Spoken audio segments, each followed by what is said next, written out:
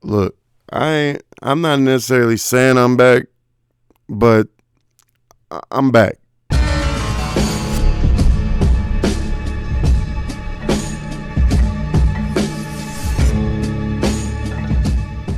All right. Uh, what up, though? We about to see how this work out. I'm on a totally different system recording these videos. I stopped using a certain service that I was using before, and now I'm sort of doing it DIY style and more. I have more control over the edits this time. Um, man, this week my kids are out of school, uh, and my kids are not here for the first time in a long time. You know, this is the first break that I've had from parenthood in a minute, because I'm a single father and I mostly do it by myself. And this week they are elsewhere, right? So maybe for the last, what's today, Wednesday? For the last 4 days, the last 3 days, I've had this place to myself, and I've been doing absolutely nothing at all. I want to preface this by saying this will be probably a long one. It's been a minute since I've made a video. I have a lot of things that I want to cover, and I'm about to just be rambling. I don't have a playbook, I don't have a script. I just wanted to, stream of consciousness, hence the name of the show. But welcome back for those of you who are returning as listeners or watchers, and welcome to those who are new. It's been a long time since I made content. I want to say it's been 5 months or something like that. Something like that. I don't really even know. I don't care. It doesn't matter. It's irrelevant.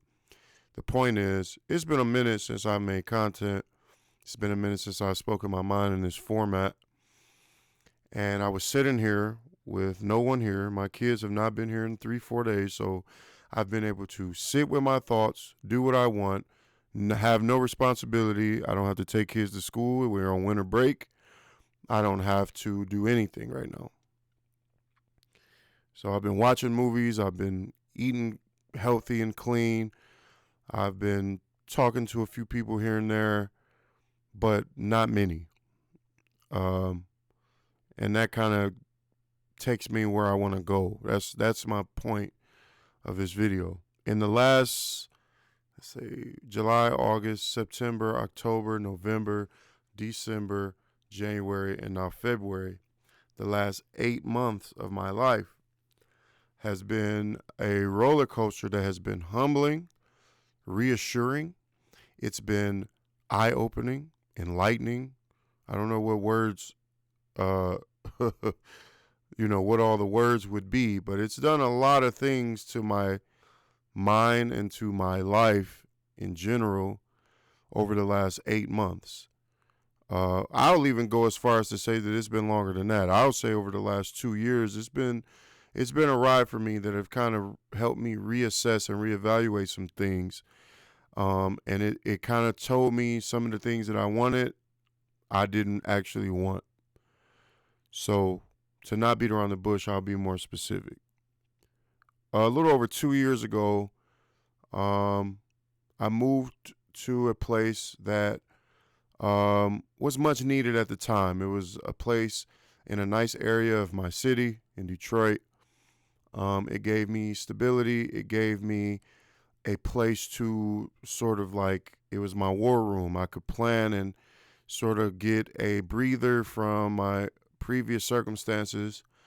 It allowed me to have a place to normalize again and sort of rid my nervous system of a bunch of bad experiences that I've had over the last 6 years at this point, starting from C-19 and all of the things that sort of trickle down and domino affected from that moment. 6 years ago, you do the math, you know what I'm talking about. That led to a big giant breakup in my life, which led to a bunch of other things like dating and being locked in the house and all sorts of stuff that affected my mental and sort of gave me this roller coaster ride to, you know, I was able to sort of uh, spectate the world in a way that taught me a lot. But over the last 2 years, like I said, I moved, and it gave me a lot of benefits. It let me, like I said, stabilize my life. I had the amenities that I needed in order for me to be productive. It made me feel safer. It made me feel more comfortable. It allowed me to I don't know, stretch out a bit and all sorts of things like that. It allowed me to have company and organize, events with my family and all kinds of things that I was never ever able to do before.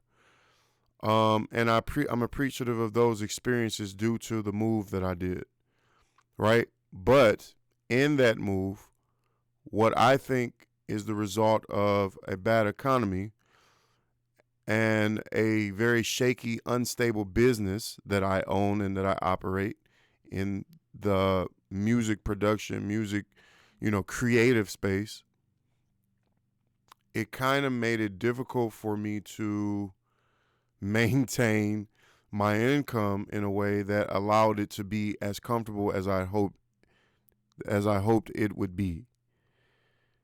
The area that I lived in was a nice area. So with a nice area comes high rent and high expenses in general all the way around.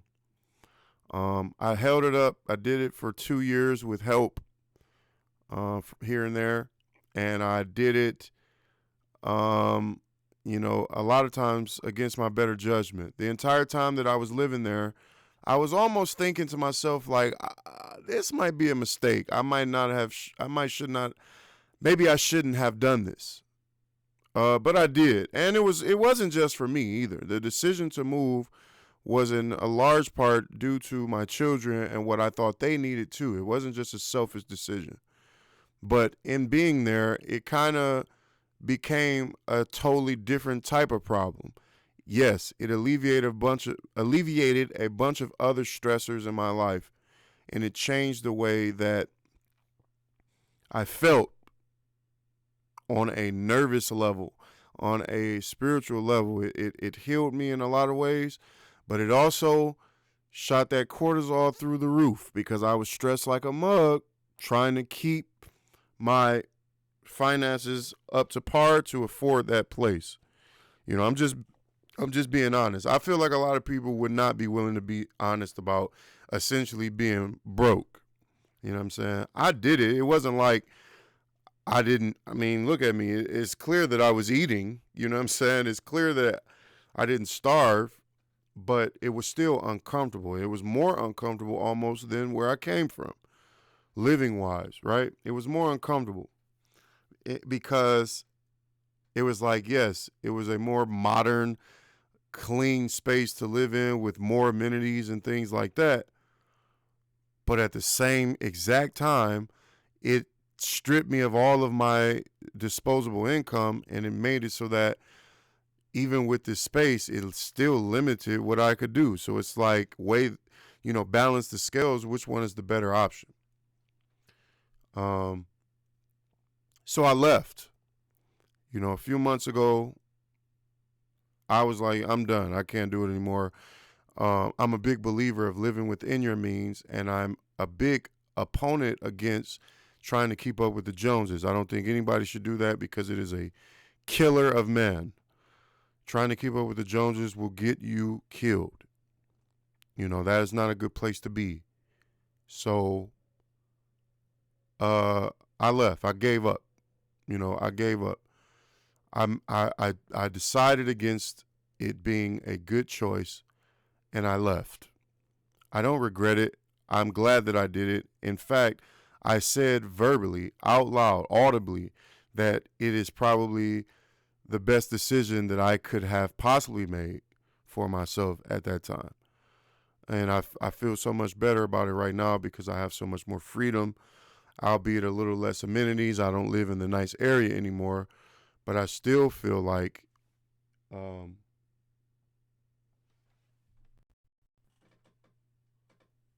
Sorry, I was just checking something. I still feel like, you know, regardless, this is the better option. I have more choice.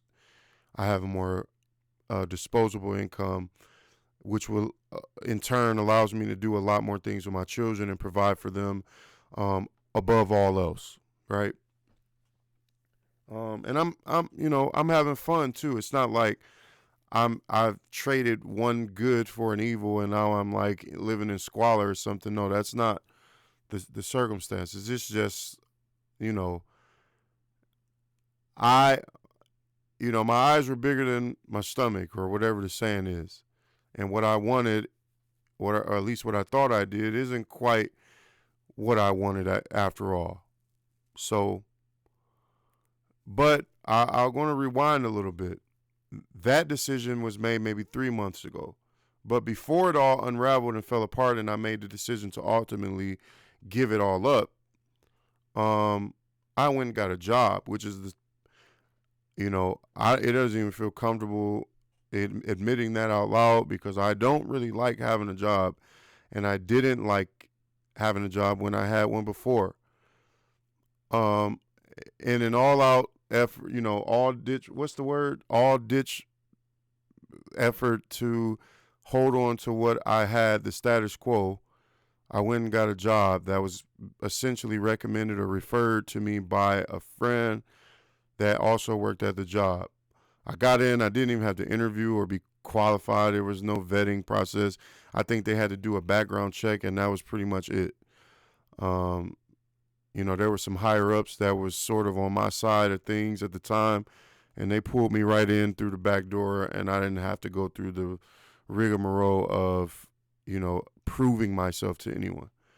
I got this job. Now, this was a major, swallowing my pride moment for me because in 2018, I had quit a job to do what I love. And I do what I love still, right?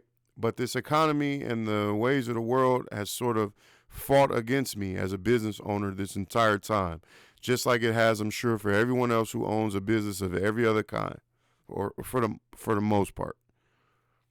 Uh, so you know, it was like a hard pill to swallow because I didn't want to admit defeat. I didn't want to accept the job and sort of like look at that as like a marker for failure. It sort of felt like because I didn't succeed the way in which I wanted to in my business and my endeavors that I had to settle for getting a job. And I toiled with this idea.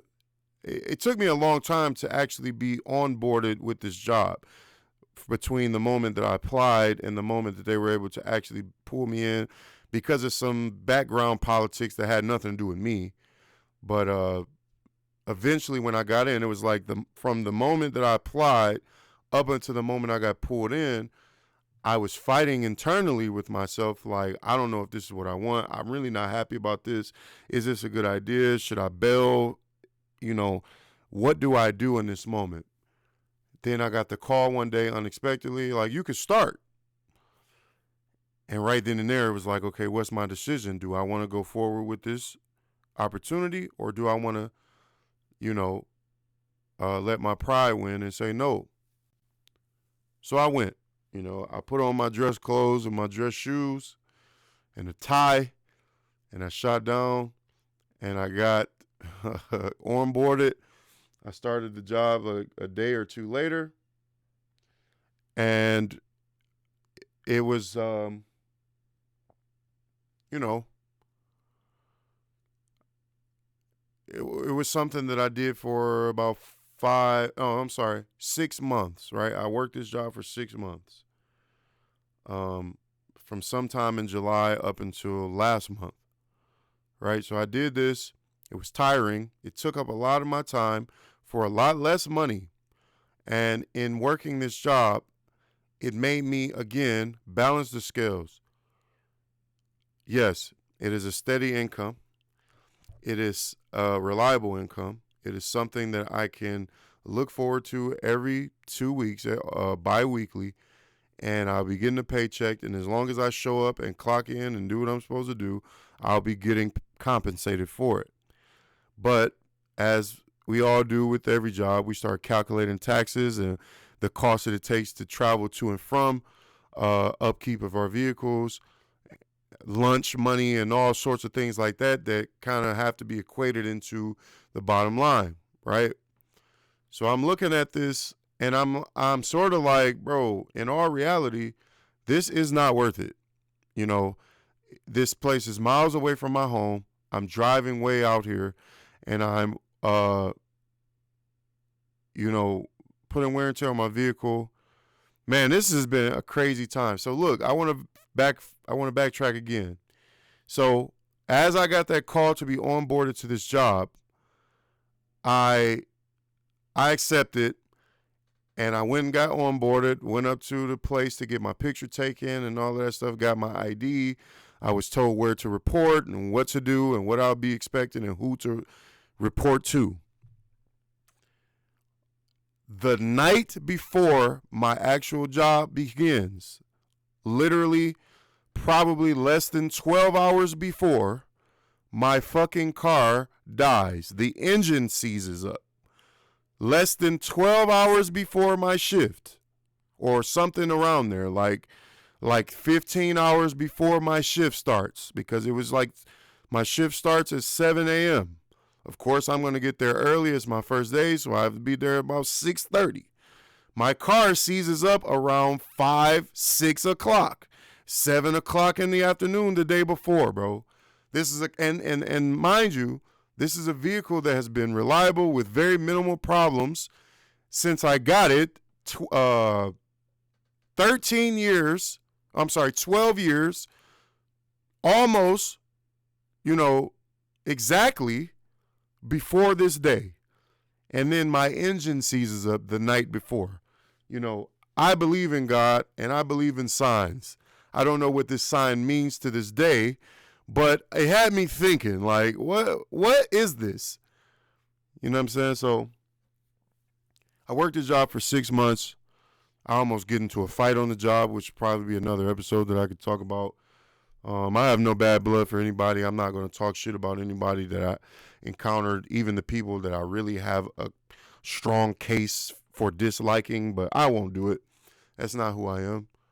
I almost got into a fight on the job.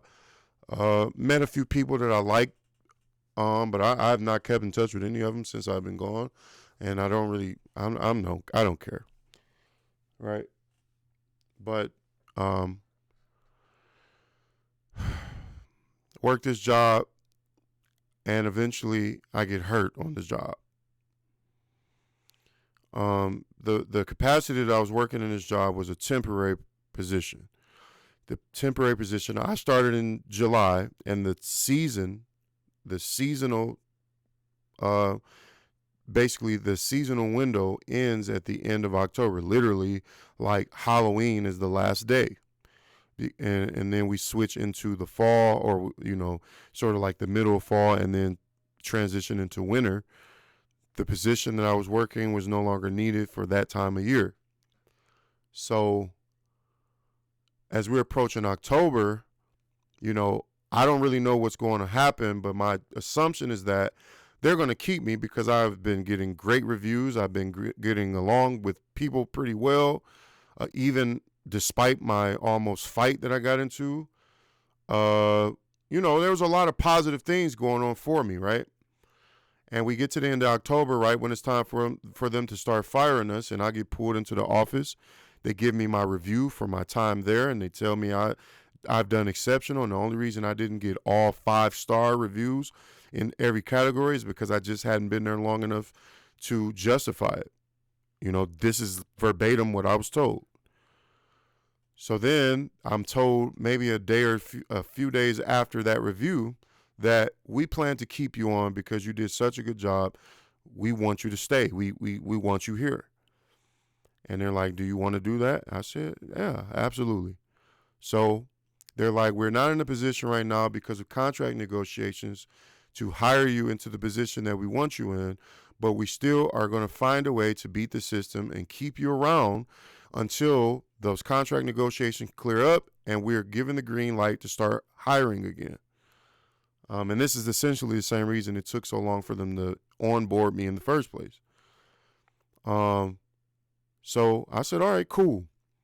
So then we get to the beginning of November. I'm working officially sort of like off the grid as this floater that's not really supposed to be here anymore, but I am here. And I'm working and I'm working. And the team that I was on is slowly but surely dissolved over that first week of November because, again, our services weren't really needed due to the changing of the seasons. And then they start finding new things for us to do. This one day I come in, I believe it was November 6th of 2025.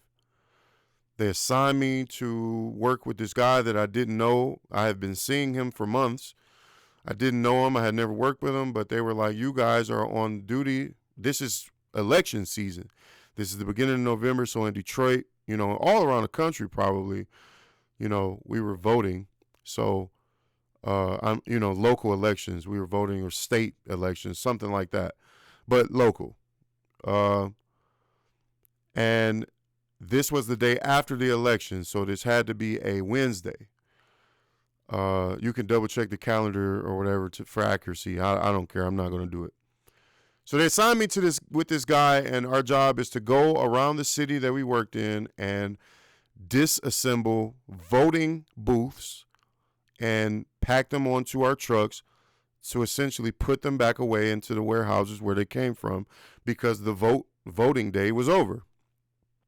So we go to one stop.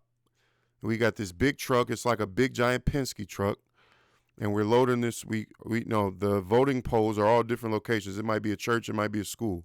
We get to the first location, which is an elementary school.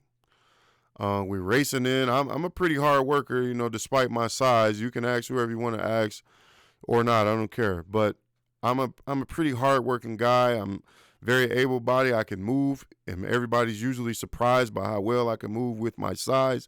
I'm a pretty strong guy. So we're working, and I'm getting into the building, and we're taking all this voting equipment out, and we load the first batch. This is only the first batch up into the truck. I climb up into the truck to do this, packing this stuff in the back of the truck. We're going up so high with the voting boxes, and then I'm going to leave out of the truck. The truck on the back has this bed that is mechanically or pneumatically lowered and lifted from the back of the truck. I don't know what those lifts are called, but it's a lift, but it's some sort of lift. I don't know. It's not a scissor lift, but it's some sort of lift. Those beds that the back of the truck that would take you down to the ground. So there's a guy with us who's operating it for us to get in and out of the truck.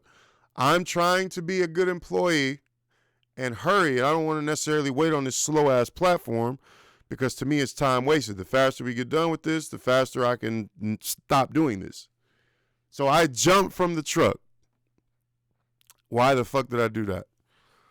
I jumped from the truck, and nothing immediately felt wrong, but I did fall, and I did hurt my knee. It was just a pain. But it was like, it was a weird feeling in the sense that I could feel it that something buckled, which made me fall because my weight shifted forward like I hyperextended something. But it wasn't like an extreme pain. It wasn't something that was unbearable, but something just felt weird. So I fell and I rolled, and I told the dude that was operating the lift. He was like, "Whoa, man, you all right?" I said, "Yeah, man. I guess I'm not young no more." I stood up and I limped, and as I'm limping, I could feel my leg sort of feeling like this is my knee. It's like that motherfucker is cooked. Something's wrong, you know what I'm saying? But it's no pain, though. It's not a lot of pain. It feels maybe sore or a little bit of pain, but it's nothing horribly wrong. Hurt myself.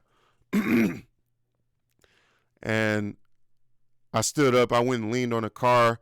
I sort of like checked my leg out, and I could still walk and stand, obviously, but it was just feeling real weird, and I couldn't necessarily put all my weight on it without it buckling. So I went back into school, went back to finish working, and I'm walking, and I'm pretty much trying to ignore the pain, and I'm not telling anybody, but the guy did see it happen, so he eventually tells some of the other higher-ups that were out there with us. So because they have to report these sorts of things for legal reasons or whatever. So I try to go to another stop to unload some stuff, and I'm walking and I'm realizing that my leg is much more fucked up than I thought it was.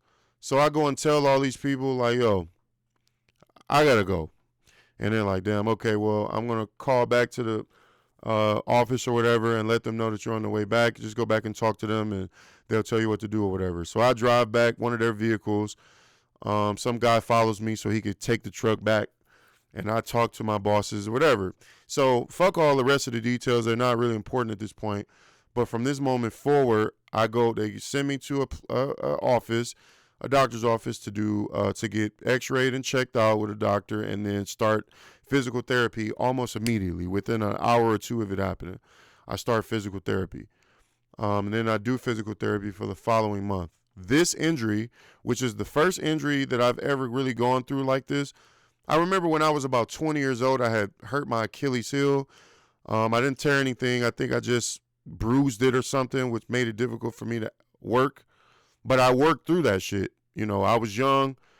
I was, destined to, not destined, but I was determined to make my money because I couldn't take the days off that would require me to heal. So I worked through that shit.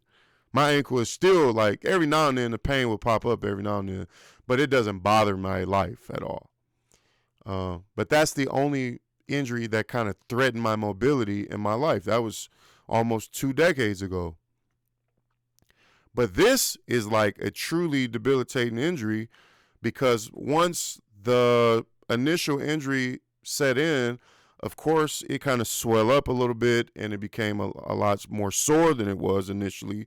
And it did stop me from walking properly. I couldn't do it. I couldn't walk properly. I was limping and moving very slowly.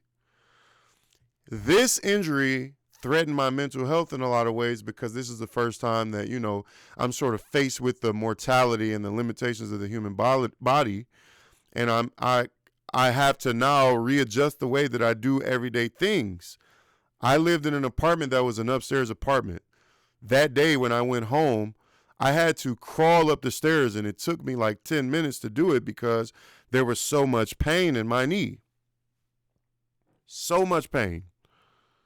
I'm crawling up the stairs. It never brought me to the point of tears or something, but it just kind of fucked my brain up because now it's like the things that you take for granted, you're now faced with. I can't just get up and go. I have to be careful about where I step and how I step. I have to consider the fact that if I leave this apartment going down the stairs, I have to return, and I don't know if I'll be able to do that for sure, bro. I don't know if I'll be able to. Like, I have to crawl up the stairs for a couple weeks. I don't have any help. I don't live with anybody other than my kids, and they can't help me. But they help me in ways like doing menial tasks for me that I couldn't necessarily do. But in turn, like, who's going to support me and my weight? Not my 8-year-old son, you know what I'm saying? So, that kind of sent me down this spiral of a lot of different things that kind of have been taking place up here in my mind. I think I would classify myself as a pretty strong guy. I've survived a lot of things, whether it be spiritual, mental, or physical too. Or financial, and all sorts of things that I've gone through living in the city that I'm from and living this life that I live. But this paired with the time of year, say what you want to say. I believe in seasonal depression because of all the factors, external factors that kind of go into it. There's less sunlight, which actually literally limits the amount of vitamin D you're taking in through your skin. And then the psychological aspect of you being in darkness for most of the day, and then being lonely in my particular case with having no partner, essentially living alone. And when my kids are not here, this is my reality, and because of my own personal habits, I'm a homebody. I'm not very social. I don't really like talking to people. I have a very short social battery. These things kind of accumulate and they make this concoction of loneliness, isolation, and darkness that ultimately eat away at my mental health over the course of the fall and the winter, right? But add on top of that a life-changing injury, for at least temporarily, because I'm mostly fine now. Every now and then I'll feel a little pain in my knee, but physical therapy helped me, and time and, taking care of myself have helped me heal. But right now, back then, at that moment, this kind of spiraled me into a place that I didn't really know how to feel, especially because when I did hurt myself, my boss or one of my managers or supervisors or whatever you want to call them told me that we don't do light duty or partial duty, so go home and don't come back until you're better. So I said, okay. I go home for a week or like half a week or something like that, and I'm sitting there like, I got this job to help me maintain my, my living status and pay for this apartment and pay my bills. But now I've hurt myself, and now I don't get paid. I don't have any benefits. It's not like I can take sick time. I don't have anything like that. I'm a temp worker, essentially. So I don't have any vacation time. I don't have any sick time. There's no such thing as FMLA for me. I have no legal recourse. So now I have all that weight on my head. The job eventually, or HR from the job, calls me eventually like, those guys don't know what the fuck they're talking about. Legally, you are required to be given workman's comp, and we have to allow you to get light duty, because otherwise we have to fire you or something. We can't just make you sit at home. So I tell her that's not what I was told, and she says, don't worry about it. Just come in. They were wrong. They didn't know what they were talking about. So I come in for a month. I'm on light duty doing physical therapy during work days. So I would have to disappear on the clock while being paid for hours at a time to do my physical therapy. And they also couldn't work me very hard because I had to be sitting while I was working at least 50% of the time. And they also had to defer to my pain threshold and what I was physically able to do. So they gave me some bullshit tasks. I bullshitted with those tasks. I milked it as long as I could because, I'm not sorry about that. I was actually hurt. It's not like I was faking, but I'm saying I took advantage of it because I was still able to be paid. They made me do things like clean or whatever, like do little bullshit, take inventory, do things that required me to sit or at least very minimal walking. This is kind of what, in hindsight, put a chip on their shoulder about me and sort of made me a target. Because according to some people that I talked to at the job, they are not a fan of paying people to do nothing. Meaning, if you are injured, they don't like giving you light duty. They don't like it. Just culturally, I don't know if it's every job. I've only worked at 3 or 4 places in my life, but they don't like it. So when I got that and they had to let me do it, a lot of people weren't necessarily a fan of me and that decision that HR made. So going forward, probably towards the end of November, the beginning of December, I'm good enough to where I can walk again. My knee still hurts a little bit, but I'm much more mobile than I was a month prior. So I get back to working. It's the wintertime. They got us doing wintertime stuff, shoveling snow, salting walkways, especially around the office, and whatever else. I do that for a month. And then one day, as I'm working and cleaning trucks at this job, they called me into the office. I go into the office. In the same office, the same exact seat that they told me that I was an exemplary worker and I did great and I should have gotten all 5 stars, is the same exact seat that they sat there and looked me in my face and told me that you don't do anything and we're letting you go. So I go, huh? I'm like, you literally just told me about a month or 2 ago that, you love me and I was doing great and I got a great review. And they're like, yeah, but, not anymore, basically. So, and here's the honest to God truth. Once my physical therapy ended in December and I was able to get back to working, I was working my ass off. Yet again, just like I was before. So I'm literally perplexed in this office. Why are y'all doing this to me? You know what I'm saying? I had been killing myself for this job. I had injured myself in two ways because I forgot to mention, I hurt my finger as well. So here I am with a bum finger, a bum knee. I work my ass off. I barely get sleep while also being a single father, and I'm making it work. I don't have vacation time. I don't have any time to take off. No sick time. No FMLA. So when I do need to take a day off, whether it's because of my injury or because of my children, I take it off. They're like, you've taken too many days off and you don't do shit. So I'm like, who are you talking to that told you that I don't do shit? And they're like, we asked some of the staff. And then I'm like, so did you ask such and such, the guy that works directly with me? And they're like, no, we didn't ask him. So I'm like, you ask motherfuckers that don't work with me how I work. But then the person that's literally in the field with me all day, you didn't ask him? That seems kind of weird to me. So I'm in the middle of sort of pleading my case with them. And then I kind of realized I sort of treated this moment the same way I would treat it with a woman. I'm not about to beg you to like me.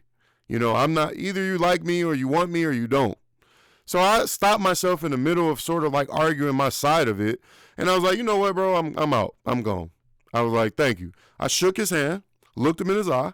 I stood up, grabbed the paperwork they gave me, and I left. I never said anything else, never came back. But, of course, I'm left to sort of do the autopsy on what happened. What happened? And in hindsight, I believe that injury had a lot to do with it. I believe the time that I was able to basically go to physical therapy on the clock and do nothing and be on light duty once I came back, they didn't like that. So then once I did actually start working again, it was already too late. It didn't matter because they couldn't have been judging me based on when I went back to full duty, because once I did start full duty and my knee was better, I was working my ass off. To the point where my coworkers literally, on some unrelated, out of the eyes of the managers, my coworker literally told me, like, he cut into me one day, like, bro, you're doing too much. Chill. He was like, let us do some of it. You go ahead and sit down and we'll do the rest of it. You don't got to do all of it. I swear to God, I don't got to make things up because this is my platform. I have no reason to lie. This is not me petitioning to get my job back. It's over with. But that was a conversation. Is the older gentleman that I worked directly with, who was essentially my superior in terms of like our team, because he was an older guy with more experience than me, even though he wasn't a boss. But this guy was deferred to and he delegated tasks because he was the more experienced worker. He looks at me and says, bro, you're doing too much. Relax, chill, sit down. And I told him no. And then he looked at me kind of disappointed, like, this nigga tripping. And I kept doing what I was work. Then he eventually caught me again. We were outside. He pulled up on me on the truck. He was like, bro, get in the truck. Chill. So I'm like, all right, I'll get in the truck. I got in the truck, sat down. He was like, let us do the rest. You good. You did enough. That's how hard I work. Enough to where a motherfucker had to pull me out of my work. So I know they couldn't have been judging me on that. It had to be the injury thing, and they just didn't like me. They didn't like me. So, and there's a little bit more undertow. There's an undertow of a story that was going on at the same time with one of the superiors, where I think he just had a sort of like a disdain for me. And I also believe that he was threatened by me, which is cool. I don't even care, bro. I don't have hate in my heart. As much as I feel like I was done wrong, it's cool, bro. It's whatever. Damn, that good water, good as hell. But anyway, man, so here we are. This happens. They let me go in January, so this has been a month now, a little bit over, about a month and a half. And I won't lie. At first, I was mad.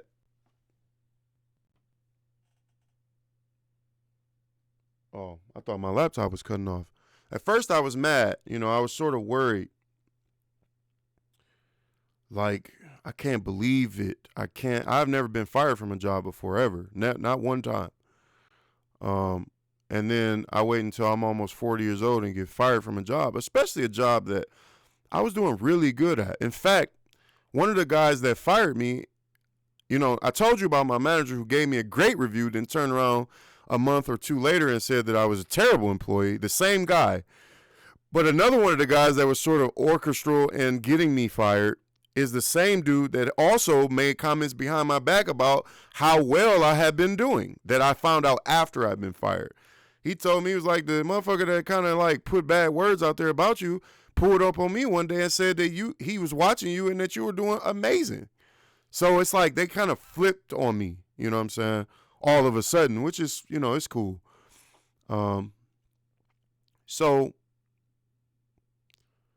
over this last month and a half, it's giving me time to think about what's happened. On top of this little seasonal thing that I'm going through, I have not been in the mood to talk to anybody. My social media was shut down for about 2 months, which I've never done, or at least my Instagram. I've never shut my Instagram down, not in a decade. I shut my Instagram and my TikTok down. My Facebook is still gone. I hadn't been uploading on Facebook, on YouTube, obviously. And it was like, I don't know. It was a lot of things contributing to this state that I'm currently in. Being fired, the season that we're in currently with the darkness and the cold. Sometimes loneliness gets to me as a man. I'm choosing to be single because there are women that have wanted me and been asking me to be their boyfriend and shit for the last while, but I'm not interested in that, especially not, with some of the women that have asked me. It's just, I'm not interested.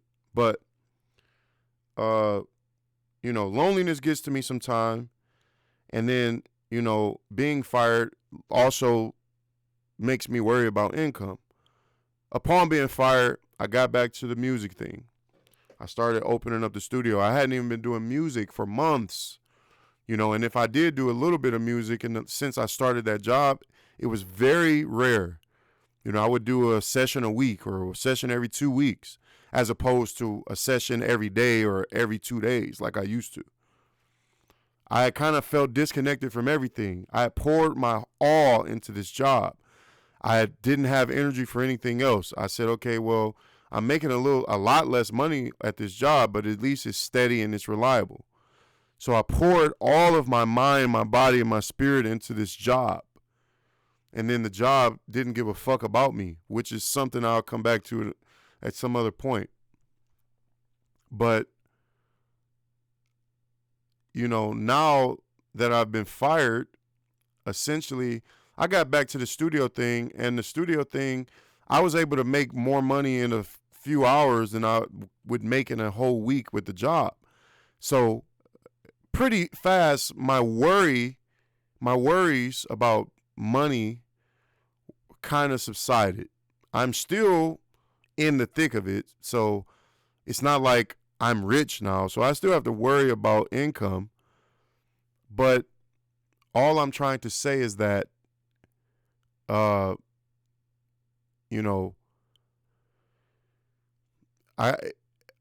went through all of that trying to chase living circumstances that I didn't really want. Which led me to get a job that I also didn't want. Only to be led right back to the thing that I love in the first place. And it's funny because when I got the job, I didn't tell anybody. And I didn't tell anybody but my mom and like my sister, immediate family.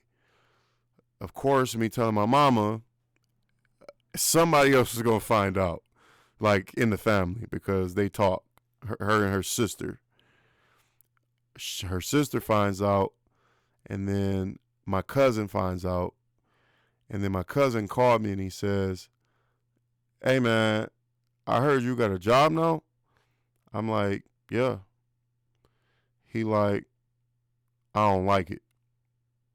And he don't never call me. So when he called me and said this, I knew when he called me in period, I knew it was like he had something to say, cuz we don't be calling each other on the phone like that.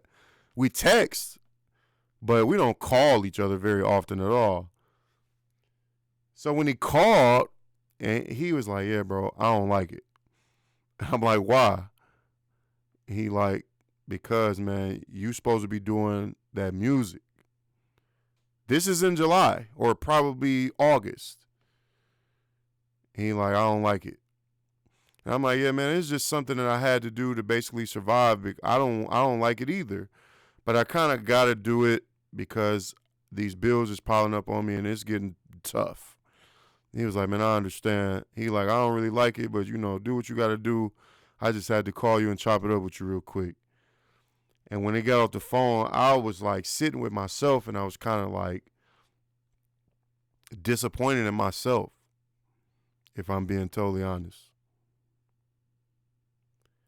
But as a man, you do what you need to do, whether you want to or not. So, only to get through all of this little period in my life that only spanned 6 months, only to be led right back to where I started, is poetic. Oh man. I'm gonna just stop it right there. I'll get back into some more of this type of thing another day or whatever, but I just wanted to tell my story. Holla.